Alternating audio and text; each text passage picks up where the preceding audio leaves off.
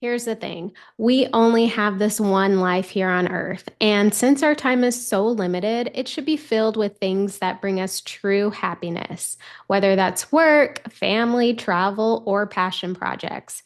Creating a life you love should be a pursuit we all strive for. That's why I'm so excited to welcome Catie Hogan to the show today. Catie is an entrepreneur, mom, speaker, comedy writer, and she's made multiple career shifts. Catie and I are going to talk about how women can create a life they love and how to leverage money to help them in the process. So, Catie and I actually met back in 2022. She was working for the startup Parthian, which was a budgeting app that I recorded lessons for. Catie previously ran her own financial planning firm for millennials and now works at a boutique firm in Manhattan serving folks in arts, entertainment, and tech. When Catie's not teaching finance, she's writing and performing comedy. Catie's work can be seen on McSweeney's, The Belladonna Comedy, Funny or Die, and many others. She's also a writer and performer with Sketchworks Comedy. Catie lives in Connecticut with her husband and her daughter, Claire. Hello, Catie. So good to see you again. Welcome to the show. I feel like the introduction that I gave probably barely tapped the surface, and I would love if we could just start with you giving us just some more details on your background and like how you got to where you are today, because I feel like it definitely wasn't linear. It was like here, here, here, and here. So I would love to just get that insight from you. Oh my gosh. Well, first of all, it's great to see you, and I'm so happy to be doing this. Thank you for having me on. This is like a huge honor for me. So yeah, my background, oh my God. It's like not linear is such an understatement. It's crazy like how many directions and like diverging paths. But through it all, I went to Emerson College and got a journalism degree. So I've always loved writing. So that the writing has always kind of been the through line through everything. So I graduated in the midst of the Great Recession, which as you might know, the job market, not great then. Uh, Yeah. and so was just kind of a struggling 22-year-old, put off the real world for a couple of years, went to grad school just to delay the inevitable, to really try to figure out what I wanted to do. And then I ended up back in Boston, and I worked in various like marketing journalism type roles. Um, but what it came down to was I had a lot of student loan debt, and which is not, unreasonable for somebody who graduated in 2009. Yeah. I was in the same boat as a lot of people. So I had a lot of student loan debt, and I just found myself in this like kind of deep, dark place where I was like, you know what? I'm not making a lot of money.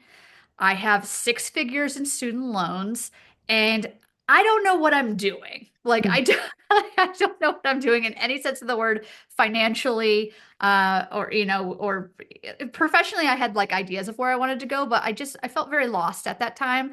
And so on a whim, decided to go. I worked very close to the Boston Public Library, went across the street, checked out a personal finance book, a few of them, and at this point, I don't even remember which ones they were, but they were like old school personal finance books.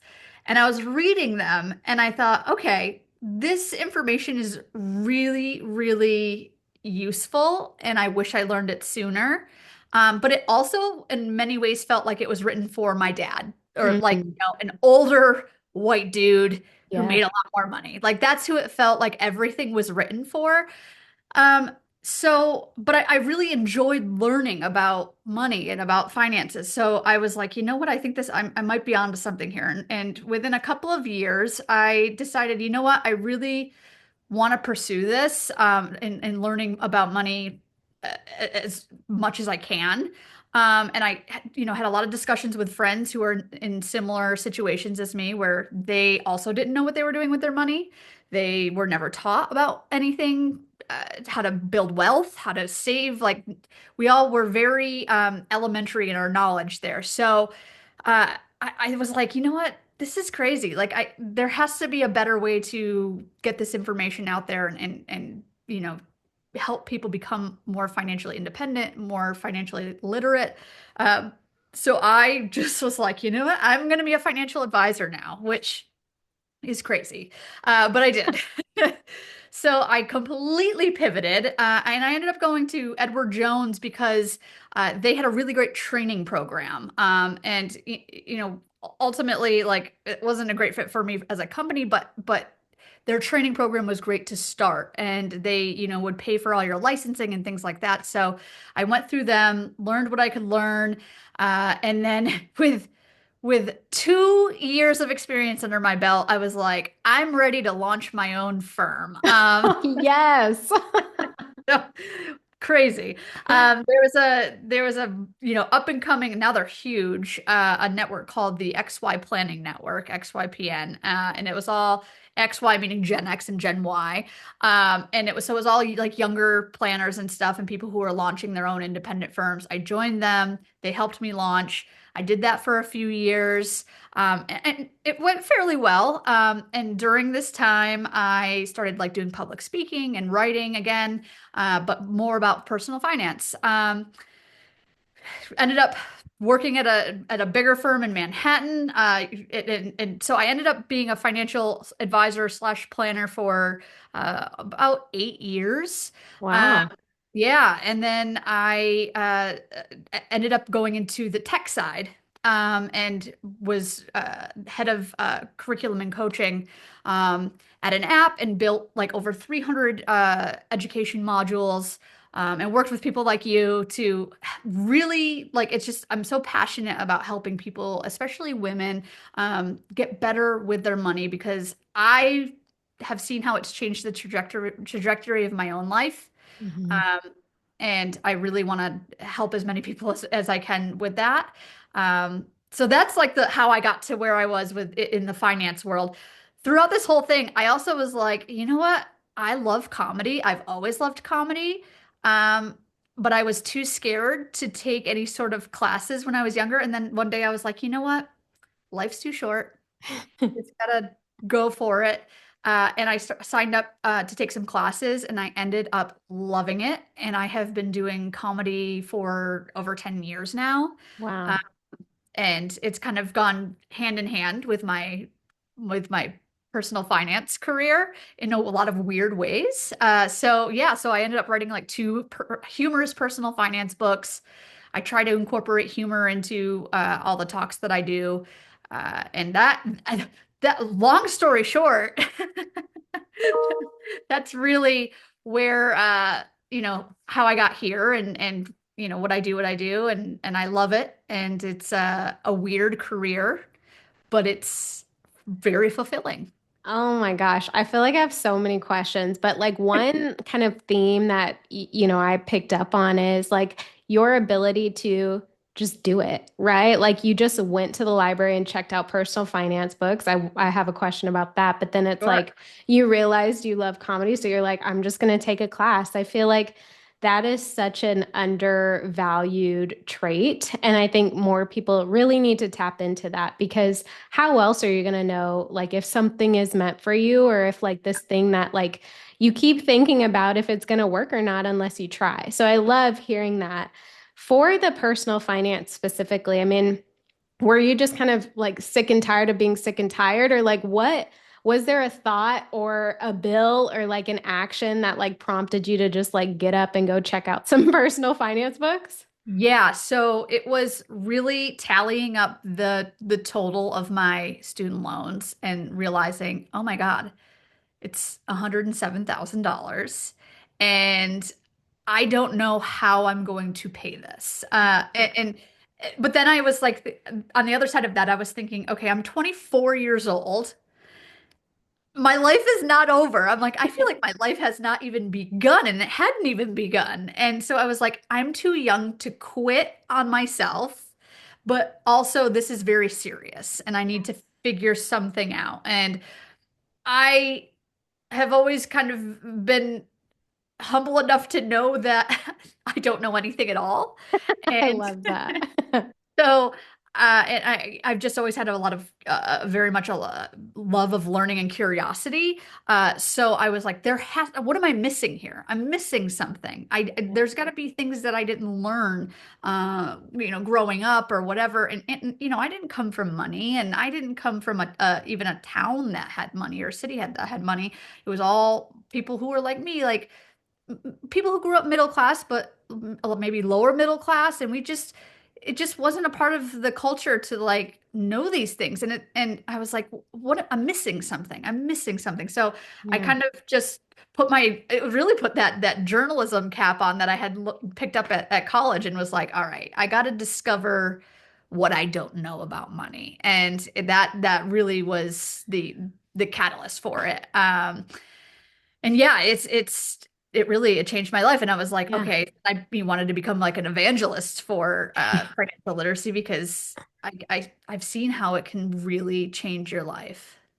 It's very interesting to hear kind of your curiosity is really what helped spark this like desire to go learn more about personal finance. I feel like not everybody has that. Like me, it was an unfortunate situation, almost being evicted from like my very first apartment that kind of like forced me to get my life in order, so to speak. Um, and I feel like if people, the seeds need to be planted for people to go seek that information to help their lives change. Otherwise, they're going to be in a situation like mine where they're going to be forced to, and that's just not a fun way to do it. So I love hearing that, like, your curiosity really kind of helped you get the ball running. Yeah, and curiosity, and just, wanting better for myself. Yeah. I just didn't want to struggle. I didn't want to, I was like, I went to a school where most of the kids were coming from more affluent families than I was. And so I'm like, okay, well, how can they afford that? Yeah. What do their parents do for a living? And so I was just really curious about their backgrounds. And also during this time, my dad took a big risk, and he went to work for a company that was in the biotech world, and he had struggled or whatever, and stuck with it, and then finally they put a drug on the market, and I saw how his perspective changed around Wow. money, and how my parents handled money changed, and how they went from people who had like credit card debt, or like would get a car they couldn't afford or something like that, to now being like, okay, we need to be good stewards of this money, and seeing how that their transformation took place. And so that affected me big time as well. Um, and yeah, I was like, okay, I know that there's a lot for me to learn, and I really, really want to learn it, because I want to live kind of the life I'm living now, right? Yeah, absolutely. Yeah. Absolutely. And I feel like the younger people are when they have that realization or that desire, that want, the better because, as you know, being a previous financial advisor, the longer you give yourself to let your money grow, like the better off you're going to be. Yes. Yeah. And I will talk about that like till I'm blue in the face, how time is your greatest asset. Yes. And Yeah. and the more you can control your time, and the more you can do be proactive with your time when it comes to your money, like that is the name of the game. Definitely. I mean, that's a key for creating a life you love. But, we all got to start somewhere. And I Yep. feel like you and we hit it off really well when we met, for Parthian. And I think it's because, especially, hearing your story today, like we both have this passion for helping people improve their life with budgeting and money management. And those are the things that are not taught. They're not preached. They're not, talked about the way they need to be. And I would love to hear, you mentioned you were in advising. I'm sure you made great money. And then you transitioned to more of the educator piece. Like, what, besides a passion, like, what prompted that? And if it was just passion, that's fine. And then what what differences did you experience between the people you were working with from an advisor perspective and then from an actual educator perspective? Because it's two totally different Yeah, that's so groups. interesting. Yes. Yeah. So I ended up, well, one thing you learn when you become a financial advisor or a financial planner is the way the industry is set up is you as the advisor or planner are really only going to make a lot of money if you serve the already wealthy and the already affluent. There is not a heck of a lot of money to be made, or at least it's a lot harder to make great money if you're serving younger clients who don't have the assets already built up.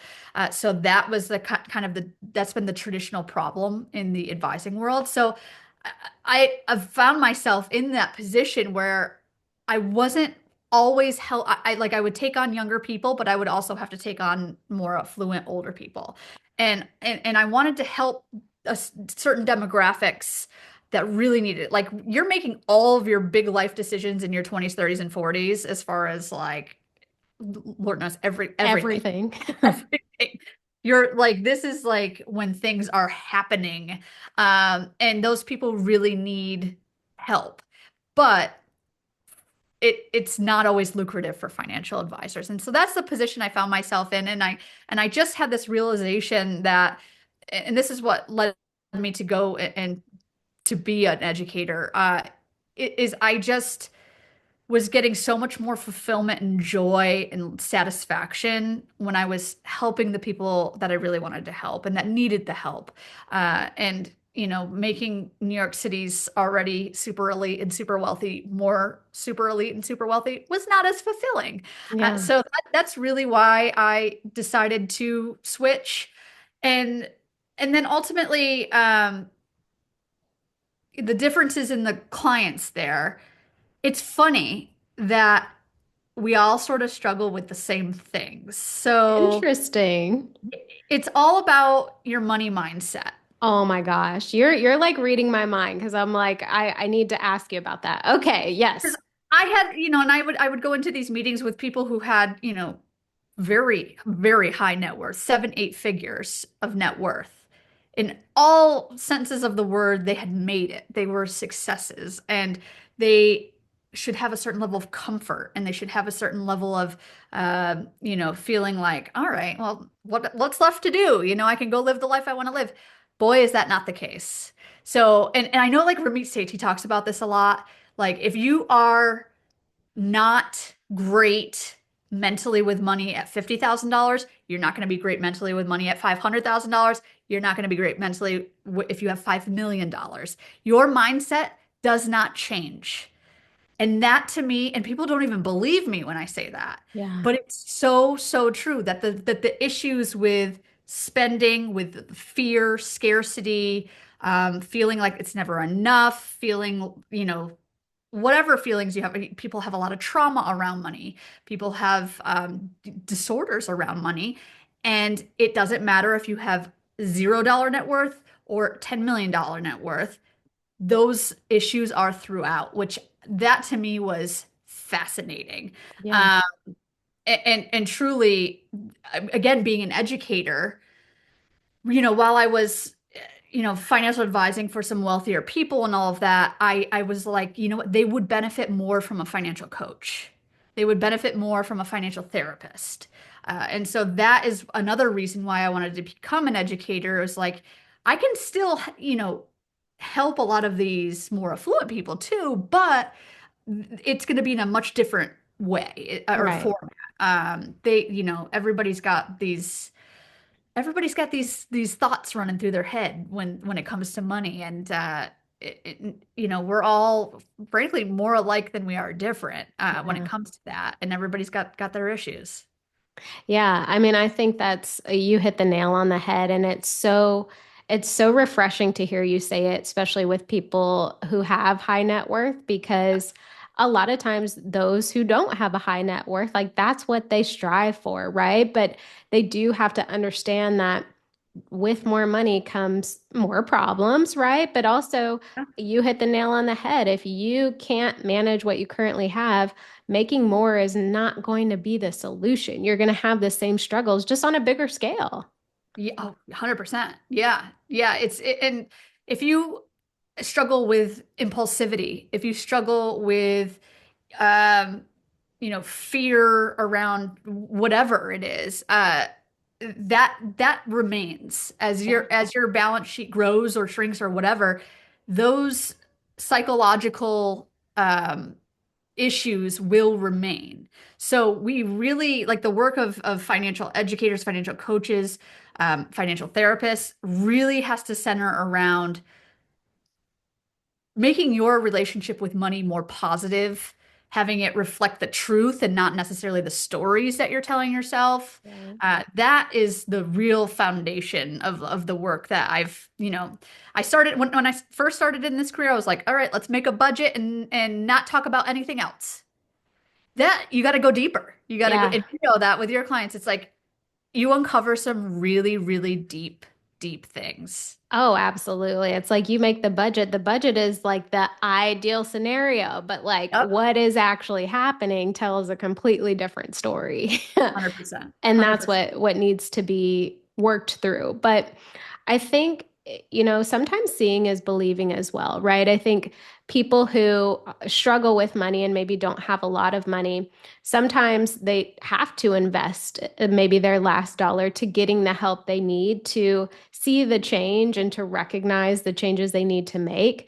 And I think once they do, that will help, solidify the path that they're on. And I think one one piece that people struggle with is investing, right? Because everybody says like, well, the earlier you start, the more you'll have compounding growth over time. But then if you barely have anything to invest, it's like the struggle.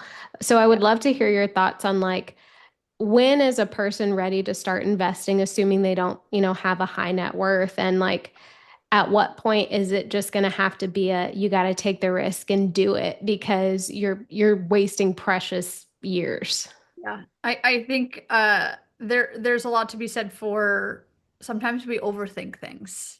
Yeah. And not that I've ever done that. No, All right. Not us. like I am a chronic overthinker. Yeah, so I've worked with people from all different backgrounds and everything. People who literally finding $10 a month to put into an investment account would be a stretch. Yeah. And for those folks, it's all about finding the priority and list. And I'm like, let's literally write a list. Hmm. So first of all, do you have like high interest debt? Do we need to take care of that first? Is that, let's work around that. What are how did you get into that? Like, let's figure out the root causes of some of these problems. And, if it takes us a little while, that's fine. That's totally fine. So, let's like get rid of the high interest debt. Let's make sure you have at least a little bit of an emergency cushion. So, whether that's like $1,000 or whatever, like let's make sure it doesn't have to be perfect. It doesn't have to be the full 6 months. It doesn't have to, you don't have to have like everything, all your ducks perfectly aligned in a row. That's not it. Like, let's just make sure you've got some basic foundations. And then like let's make sure you understand the real basics of investing, which honestly doesn't take more than an hour. Mm. And you understand like what type of account you have or what type of account you want to open, and then what types of, whether it's index funds or whatever you're doing. Like, let's just make sure you have a real basic understanding of that. And then honestly, I would keep it simple. Like, I've worked with people who have a $20 million net worth who have a few index funds and a few different accounts, and that's it. So there's no secret. There's no, you know, it's not about setting up these complex trusts. It's not about setting up these intricate strategies. Like, no, we don't need that. We Yeah. don't need that. You need an account and a couple of dollars you can put aside every month. And even though you think it's like small potatoes now, again, we could talk about the math of it, like compounding over 20, 30, 40 years. If you can increase that dollar amount, annually just a little bit, 1%, 2% every year, it's going to make a massive, massive difference. And pick just a few simple investments. and this is not investment advice, this is just um, my general rules of thumb, keep it simple and keep it consistent. And then I'm all about like automating it. So you're automatically doing it.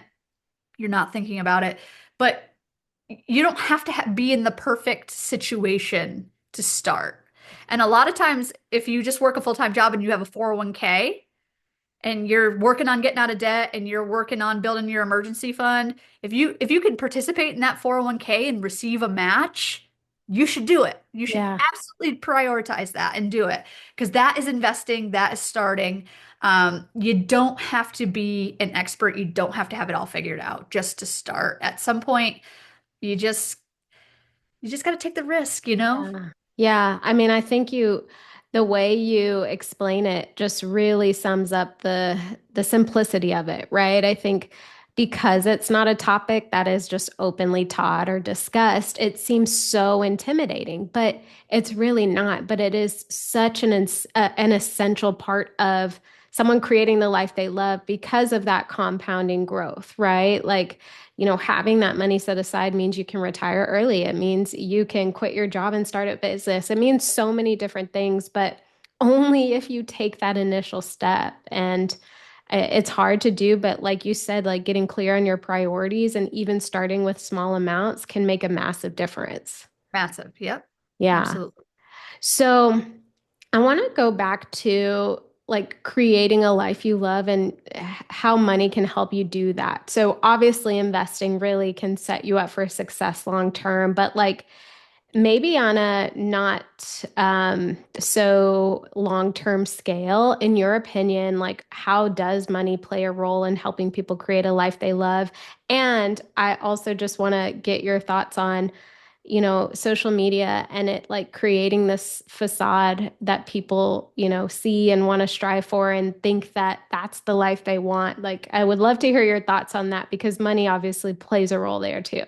Right. Oh my gosh. Yeah. So using money to build the life I love. I've done a lot of like reflective work on myself to get to this point. And what I've found for myself and what I've found for most people and people I've worked with and just people in my life, my friends, my family, is that the best use of money is to buy back time.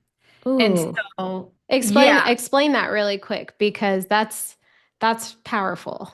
yeah, so whether you're buying your retirement, which is the time at the end of your life, which is the long-term investing, or for me, I have increased my income to a point where now I'm like, I am going to buy back my time with a housekeeper that comes twice a month. Ooh. I am going to buy back my time with Instacart. So my groceries get delivered and because I have decided that the time I have to spend with my daughter is the most important thing in my life. Like there is nothing else that even comes close to the time I get with my daughter. And so I have made that my number one value, my number one priority in everything that I do. So I am going to use money to outsource and buy back my time where I can, especially with things that I really don't want to do. And frankly, cleaning the bathtub on a Saturday morning is not something I want to do. Right. I've done enough of that. So I have worked really, really hard to be able to allocate a portion of my, monthly income to have somebody come in and clean for me twice a month. And, the next step I think is like, I would love to have somebody come in and do laundry for me once a week or something. So Yeah. think, any way you can buy back your time in a way that's meaningful is to me a great use of money and really just and that could look different for all sorts of people, right? So, buying back your time so you can go to the gym, buying back your time so you can do whatever. Well, and another example is uh, I would like to free up my time so I can write more, so I can read more. Mm, So I'm trying to really allocate my short-term funds, so my monthly income coming in. I got my long-term savings, my medium term, but then in the short term, I really want to make sure that I'm also using that money wisely as a tool. So time, there's there is no more important asset than time. Ooh. Uh, yeah. So Oh, okay. There's just so many things to unpack there, but you're so right. And I think the key here is making sure that when you do spend money to buy back your time, you're using your time wisely, right? Whether that yes, means intentionally. right, like doing the things you love, surrounding yourself with your family, Yep. figuring out how to make more money to buy back more time, Yes. right? Like Yes. using that time wisely instead of, not. Yes. That's 100%. huge. I mean, I will say, like, sometimes I'll just like eat a bowl of ice cream and that's totally fine. But for the most, I'm very, yeah, you're 100% right. It's all about the intentionality around it and being very clear with yourself. And if you have a partner, like your spouse or whatever, being clear with them about how you want to spend your time in an ideal. And again, I feel like I'm stealing from Ramit Sethi like all the time, but it's like he calls it a rich life. You call it your ideal life. But it's all that same sort of idea of if we live if money was of no issue and we live in this perfect world, how would you be spending your day? Like today, what time would you get up? What would you do in the morning? What would you do in the afternoon? What would you do in the evening? If you can be super, super clear and have just a bit of clarity in your mind about what that would look like, that is what you value. Mm. And that is what you should be working toward. Yes. I mean, you also said you spent a lot of time reflecting, and I think that's a huge part of it because some people don't spend that time reflecting, right? And then they wonder what makes them happy. Well, I don't know what makes me happy, and then it's a struggle, right? So Yeah. you do have to have that initial layer of what matters to me and what makes me happy so that as you said, the direction to go in when you do Yeah. have money that you can leverage to buy back time with. Yeah. And I think that's not easy. It's not an easy thing to Right. do. Everybody's so busy all the time. And that's the America that we live in, right? Like we get up, we go to work, we work all day, we're exhausted. We're trying to eat healthy. We're trying to, whether you're raising families, raising pets, raising whatever, there's so much going on in everyone's life. Like, and we have so many responsibilities that it can feel like sometimes you just want to put Netflix on and tune out and for 20 Yeah. minutes and go to bed. And I totally was in that place, then I again thought to myself, much like I thought to myself when I was 24 and was stuck in deep student loan debt, there's more. There's more to this. Yeah. Like the world is a beautiful place. I haven't seen any of it. The my family is wonderful. My friends are wonderful. I want to spend more time with them and really getting a sense of, okay, this is important to me. What am I doing all this for? Yeah. Who is this for? What is this for? And just getting really clear on that can help big time. Yeah, I mean, I think it's really powerful because it puts a why behind your actions, right? So you're not feeling like, oh, I'm working just so I can go to work, right? Or like I'm making money just so I can continue making money and be in the same cycle. Like there's a why behind it. But I think this notion of buy back your time really helps put into perspective how you spend, right? Because every Yeah. dollar you spend, if you're looking at it as, okay, I'm spending this money to invest in getting time back or invest in doing something that matters to me, you're not going to go out and order Uber Eats every single day or go shopping and buy all these clothes, right? Like you're going to think differently about how you spend your money. Yeah, when you are clear on your priorities and clear on your values, I mean, like they are crystallized in your head, you are far less likely to make impulsive purchases that you're going to regret. Yeah. You're far less likely to say yes to things you don't want to say yes to, because when you have your values and your priorities just absolutely known, it's a lot easier to create boundaries for yourself, for Yeah. others. It's a lot easier. It's just a lot easier to go through life and to know like this aligns with what I want or this does not align with what I want. And I'm going to use my money for this and I'm not going to use my money for that. So I was always kind of people pleaser and and it's in a lot of ways I still very much am, but I found it's a lot easier for me to say no to things now if it doesn't align with my values and my priorities. And Ooh, that's, yeah, that's not just financial, that has right. implications in every part of your life. So that to me has been the biggest kind of the biggest learning I've had for myself. Yeah, I would agree with that, and I have a similar sentiment. When I worked in corporate America in my well, in my mid 20s, I had a manager who recommended I'd read The Seven Habits of Highly Successful People by Stephen Covey. And I can't remember what the chapter name was, but he basically had this exercise in the book where it was like, go through all of the labels that you give yourself, sister, daughter, girlfriend, business owner, worker, employee, go through all of those and write a statement of like what you want that to mean for you, right? And when I did that exercise, it really opened my eyes to like what I value. I feel like that helped tremendously. And I would love to hear if you have any like tips for people who struggle finding their values or finding out what they love. Like, is there any tips you can give someone to figure that out? Yeah, a couple of things. First, I think you got to give yourself some grace. I didn't start. I wanted to do comedy and like improv and stuff when I was younger and like in college and in high school even, but I didn't have the confidence to do it. I didn't think I'd be good at it. I was like I don't want to be made fun of. So I put it off for like another decade. And Oof. like well, that's a big regret of mine. And I try not to have too many regrets, but I was like, you know what? At some point you just got to say, I want to try this Yeah. and allow yourself to try something. And this is where having more money really helps because if you spend money to try something and don't like it, it's okay. Like that's fine. Yeah. You don't have to, you can just move on. But I think you got to just try as much as you can and understand that when you try something new, you're not going to be great at it. You're not even going to be good at it.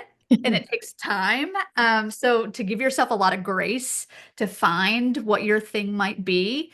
And then again, for me, it was thinking about looking back on, all 30, whatever. I won't even say how old I am. I'm pushing 40 now, which is crazy. What? Uh, You don't look it. I got a few more years in my 30s, but thinking about uh at what times in my life was I the happiest and what was I doing during those Ooh. times and kind of figuring that out like oh yeah like I when I was in high school I loved like my English classes and being able to write and I didn't hate essays that I had to do like I really enjoyed writing a lot of like the personal essays or whatever I enjoyed that and so that like, and then write that down, like say, oh, okay, I was happy doing this, or I loved when I was playing sports, like rec leagues and things like that. Oh yeah, like maybe I can't play competitively anymore. I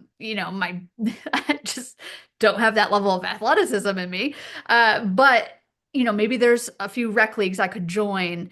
I love being able to do like silly guided tours in different cities and things like that. So trying to just figure out, like, look back on your life and be like, what were some of the happy moments? And what was I doing in those moments? And can I do more of that?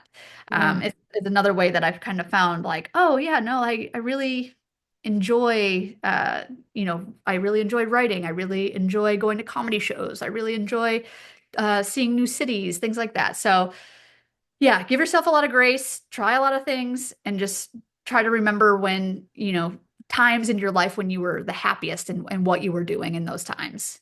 I love that you said give yourself grace because I feel like if someone is maybe listening to this and they're a little bit older and they're struggling with creating this life they love, obviously the older we get, the more responsibilities we have. So our time just kind of shrinks naturally. It's just the natural order of things. So giving yourself grace to, not rush to figure it out is huge and just do what you can when you can.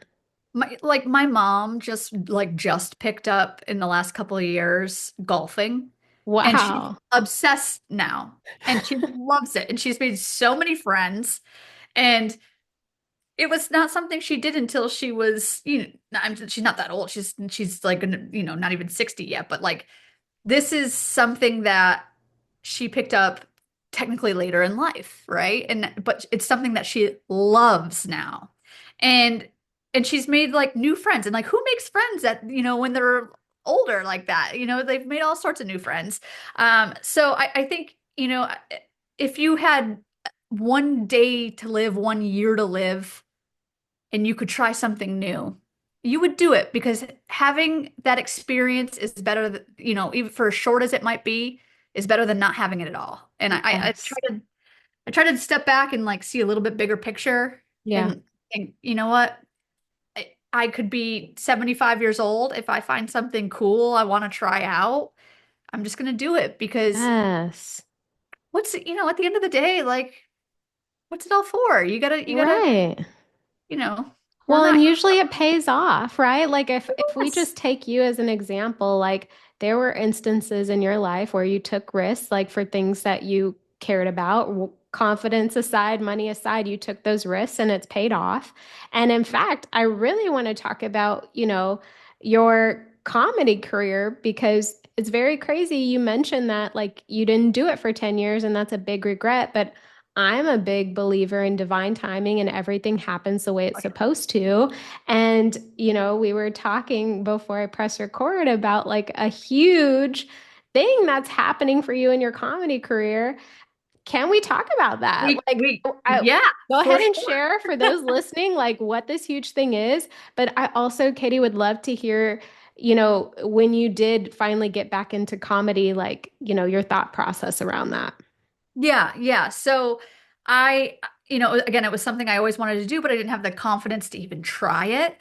So it wasn't until, and I was living down south outside of Atlanta, and was like newly married, didn't know a lot of people, so I was like trying to make friends, and I was like, you know what? I don't know anybody here. I might as well sign up for like a sketch writing and a sketch acting class. And if I am terrible at it, like who's gonna even make fun of me because I don't know anyone here. And so I was like, I'm going to take this risk. I'm just going to try it out. So I went to this theater and this group called Sketchworks Comedy in Atlanta, and they've been around for a long time, and they offer classes, and they still do if anybody's interested down in Atlanta. And so I signed up and I took a writing class and then I took an acting class, and I just loved it. I loved it, and I loved the people that were involved. And I was like, oh my God, I like am making friends. This is crazy. It's hard to make friends as an adult sometimes. And I was like, these are my people. This is pretty cool. So I stuck with it. And, I started I ended up becoming like a main stage writer and started writing sketches for all their sketch shows and was really loving it. And then I expanded out to writing satire, for, like, the Donna comedy, Funny or Die, McSweeney's. Wow. And and the thing is like for the ones that I've gotten acceptance letters for, I got like 100 more rejection letters. So Okay. I was just like, you know what? Whatever. If I get rejected, I get rejected. I think it's a funny article, whatever. So I was just doing a ton of writing, sketch and satire. And then my friends went to see the 40th anniversary of Grease. And there was like a live performance at the Serenbe Playhouse. And they loved it. And they came to me and they said, hey, we think you should write a parody of Grease. And I was like, okay, that's not like anything I've ever done before in my life, but I'll give it a shot. And over the course of a summer, wrote the original, and we called it Vape the Musical, and it's a parody of Grease. And we uh, ended up staging it in Atlanta in 2018. Long story short, it did really well, and people Wow. liked it. And it was like a huge shock to all of us. Like we thought it was going to run for a couple of weekends, and we'd never talk about it again. People actually liked it, so we got invited to do it in New York. And then so we were bringing it up to New York, but then the rights holders of Greece sent us a cease and desist and said, hey, no, you can't do this. And we were like, but we followed all the rules, we followed all the laws. And we ended up filing a lawsuit against them for damages because like we lost out on ticket sales, we lost out on our travel funds, all that. Then COVID hits. 3 years later, the Southern District of New York rules in our favor that Whoa. we are a legally declared parody in every sense of the word, and we're allowed to do the show. And which was huge. So then we ended up doing it in New York in not until 2023. So this is like 5 years later. And random chance, an entertainment company called Visceral Entertainment saw the show and said, hey, we'd like to help you take this off Broadway.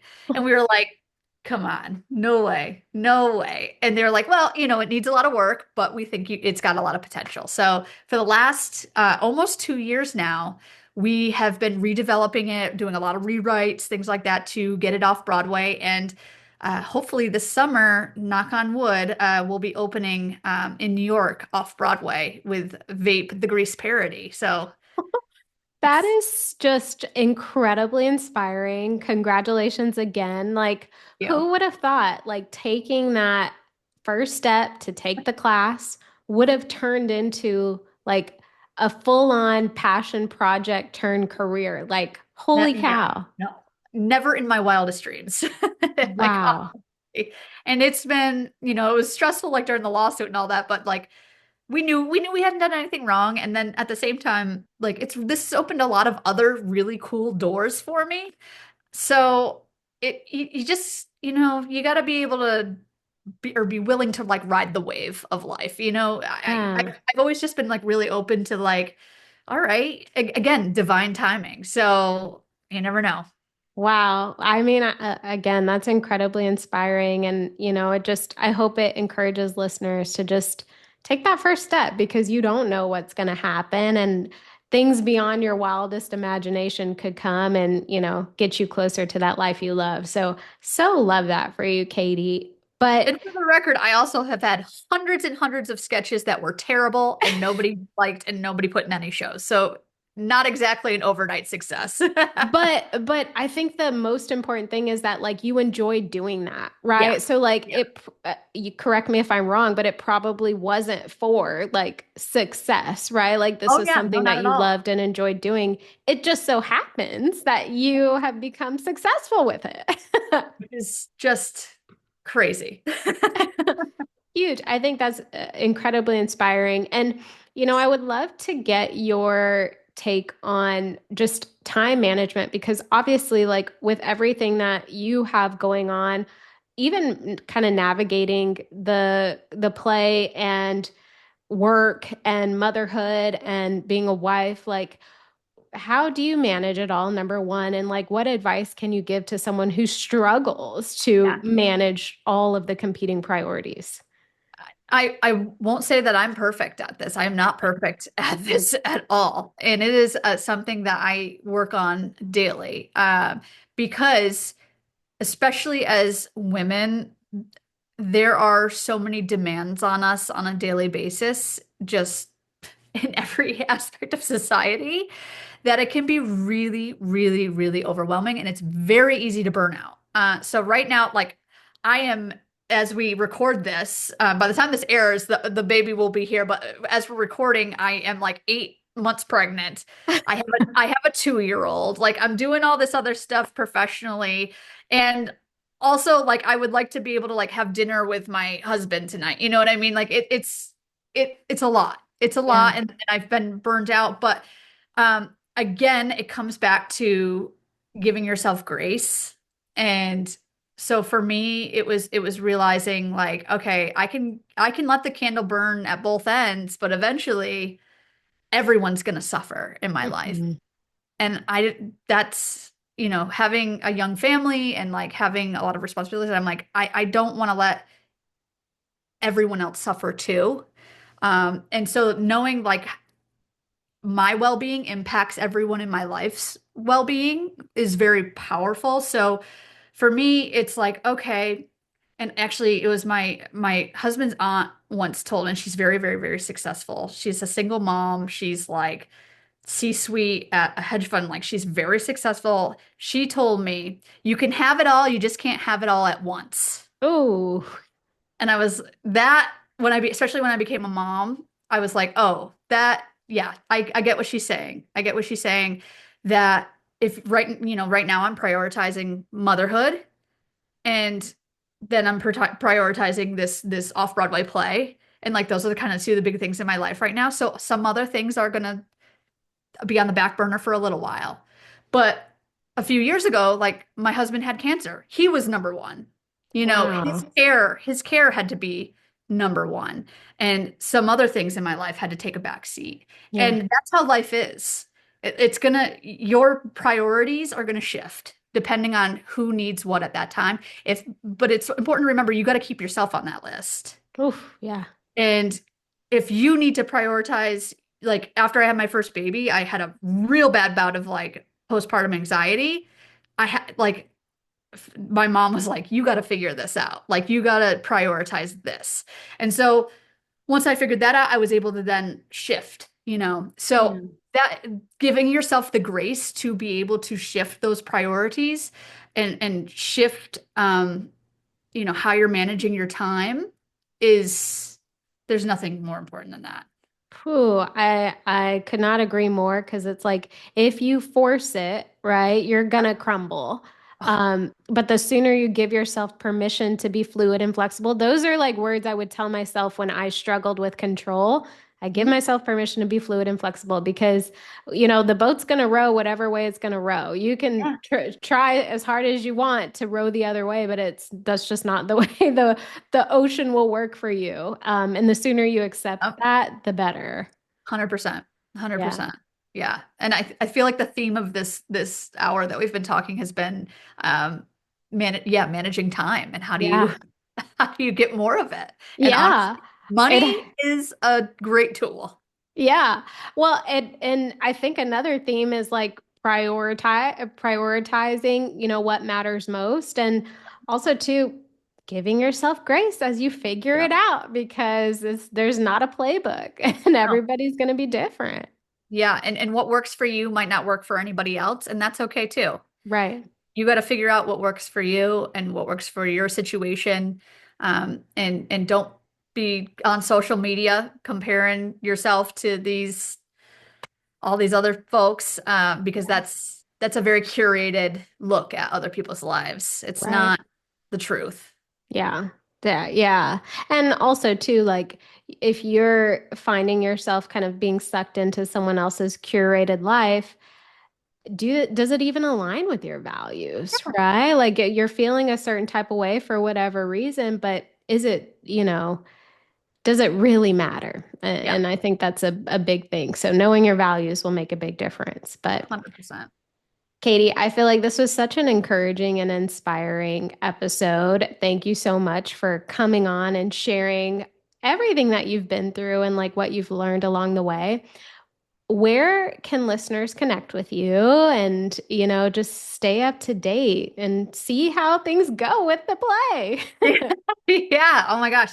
Right now I'm like mostly on Instagram and LinkedIn. So if you look at Instagram, I'm at Catie.Hogan and it's Catie with a C, Catie .Hogan. And then same thing on LinkedIn. I post a lot on there. I have a newsletter that you'll find on either of those called Sense of Humor with CENTS. So clever. Very clever. I was like, I don't know what to name this. I'll just call it Sense of Humor. And so yeah, so you can find me on there and I write a weekly newsletter that's kind of geared towards like family and finances and the things we've been talking about today. And I started that a few months ago. And it's really been awesome to just be able to write consistently about things that I care about and I know a lot of other people care about too. Fantastic. Well, I'll definitely link to all of those links in the show notes so people can stay up to date and connect with you. Thank you again so much for being here. I really appreciate it. It was so good seeing you. If I'm ever, you're in Austin, right? So if I Yeah, get down that way, I love Austin. It's a great city. I got to get down there and we can go out and have a good time. I would love that.